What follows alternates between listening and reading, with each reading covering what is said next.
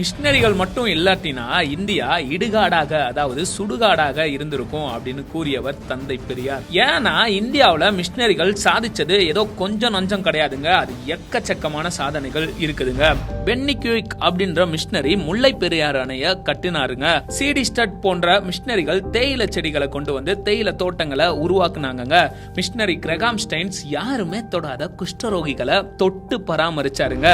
Robert de Nobili, Veeramamunivar, Peter Percival, collector Ellis Durai, G U. Pope Iyer, Johann Philipp, Ziegenbalg இவங்க எல்லாம் தமிழ் மொழியோட பாதுகாப்புக்காகவும் அதனோட பெருமையை உலகறிய செய்யவும் அரும்பாடுபட்டு இருக்கிறாங்க. மிஷினரி ராணியஸ் சிறை கைதிகளுக்குன்னு நல்வாழ்க்கைய உருவாக்குனாருங்க. 100க்கும் மேற்பட்ட பள்ளிக்கூடங்களை தென்னாட்டுல உருவாக்குனாருங்க. மிஷினரி ராணியஸ் அது மட்டும் இல்லாம ஆசிரியர் பயிற்சி பள்ளிகளையும் உருவாக்குனாருங்க. மிஷினரி ரிங்கல் தோப்பே பெண்கள் மாராப்பு சேலை அணிய இருந்த தடையை நீக்கிறதுக்காக அரும்பாடு பட்டாருங்க. தாழ்த்தப்பட்ட மக்கள் உயர வழிவகை செய்தாருங்க மிஷினரி ரிங்கல் தோப்பே. அடுத்ததா மிஷினரி வில்லியம் கேரி சதி என்னும் உடன்கட்டை ஏறும் கொடிய பழக்கத்தை ஒழிக்க பாடுபட்டாருங்க.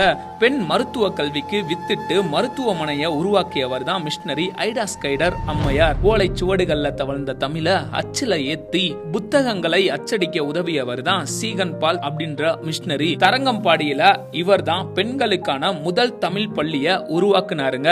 சிவகாசியில வெடிமருந்து ஆலைகளை உருவாக்கி உலக அளவுல பிரபலமாக காரணமானவர் மிஷினரி ராக்லாண்ட் தான். எடித் மேரி பிரவுன் அப்படின்ற மிஷினரி வட இந்தியாவில மருத்துவ சேவை ஆற்றியதோடு பெண்கள் மருத்துவ கல்வி கற்கவும் மருத்துவ கல்லூரிகளை ஆரம்பிச்சாருங்க. பிரான்சிஸ் சேவியர் ஐயா கடற்கரை ஓரங்கள்ல சென்று மீனவ மக்கள் நல்வாழ்வுக்குன்னு பாடுபட்டாருங்க. ஏமி கர்மைக்கல் அப்படின்ற மிஷினரி சிறு வயதிலேயே பெண் பிள்ளைங்களை இந்து கோயில்கள்ல தேவதாசி அப்படின்ற இழிவான பணிக்கு கொண்டு சென்று விடுகிற மூட பழக்கத்தை எதிர்த்து அதை தடை செய்ய அரும்பாடுபட்டாருங்க. பெண் பிள்ளைங்களை எடுத்து வளர்த்தாருங்க. அநாத பிள்ளைங்களுக்கு அடைக்கலம் தந்து ஆதரிச்சாருங்க. லண்டன் மிஷன் சொசைட்டி மூலம் கொண்டு வரப்பட்ட உருளைக்கிழங்கு, முட்டைக்கோசு, கேரட் இதெல்லாமே நீலகிரி பகுதியில விளைவிக்கப்பட்டன. விவசாயம் அங்க செழிச்சுச்சுங்க.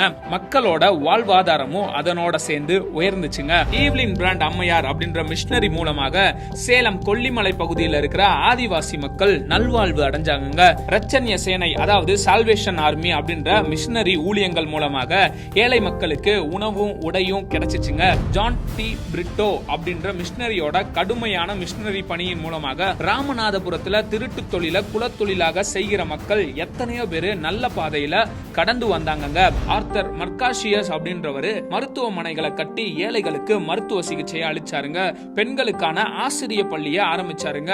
விதவை பெண்களின் மறுமலர்ச்சிக்காக போராடினாருங்க. இது மட்டும் இல்லாம நம்ம எல்லாருக்குமே தெரிஞ்ச அன்னை தெரசா அன்பின் பணியாளர் சபை ஒன்றை நிறுவி குழந்தைகள், பெண்கள், அனாதைகள், நோயாளிகள், முதியோர்கள், சமுதாயத்துல பின்தங்கி இருக்கிறவர்களுக்கு ஆதரவு கொடுத்தாருங்க. இன்னும் கொடுத்து கொண்டேதான் இருக்கிறாருங்க. மிஷினரிகள் வந்ததாலதான் ஆங்கில கல்வி நிறுவனங்கள் உருவாச்சு. விஞ்ஞான கருவிகளும் தொலைத்தொடர்பு கருவிகளும் நவீன வாகனங்களும் மருத்துவ உபகரணங்களும் எல்லாவற்றிற்கும் மேலாக ஒழுக்கமும் நாகரிகமும் உயர்கல்வியும் கிடைச்சிச்சுங்க. கொடுக்கப்பட்ட மக்களுக்கு கல்வி கிடைக்க முக்கியமான காரணம் கிறிஸ்தவ மிஷினரிகள் தான். கொடுக்கப்பட்ட மக்களுக்கு பஞ்சமி நலம் கிடைக்க காரணமானவங்க இந்த கிறிஸ்தவ மிஷினரிகள் தான். இன்னைக்கும் பட்டியலினத்தவர் அப்படின்னு அழைக்கப்படுகிற சமுதாயத்தால ஒடுக்கப்பட்ட ஒருத்தவங்க மேல் சாதி பிராமணனோட சரிக்கு சமமா உட்கார வச்சதுக்கு காரணம் யாரு? கிறிஸ்தவ மிஷினரிகள். பெண்கள் மார்பை மறைக்க வரி கட்டணும், அதை எதிர்த்து ஒழிக்க பாடுபட்டது யாரு? கிறிஸ்தவ மிஷினரிகள். பெண் குழந்தைங்க தேவதாசியா பிராமணர்களுக்கும் மேல் சாதி காரணங்களுக்கும் உடல் மூலமா சேவை செய்யணும், நடனம் மூலமா உற்சாகப்படுத்தணும், இதை எதிர்த்து இதை ஒழிக்க பாடுபட்டது யாரு? கிறிஸ்தவ மிஷினரிகள். விதவை திருமணம், சாதி மறுப்பு திருமணம், பெண்கள் கல்வி, சதி ஒழிப்பு, சமத்துவம், சமதர்மம் இது எல்லாத்தையுமே நமக்கு கொடுத்து நம்மளை வாழ வச்சது யாரு?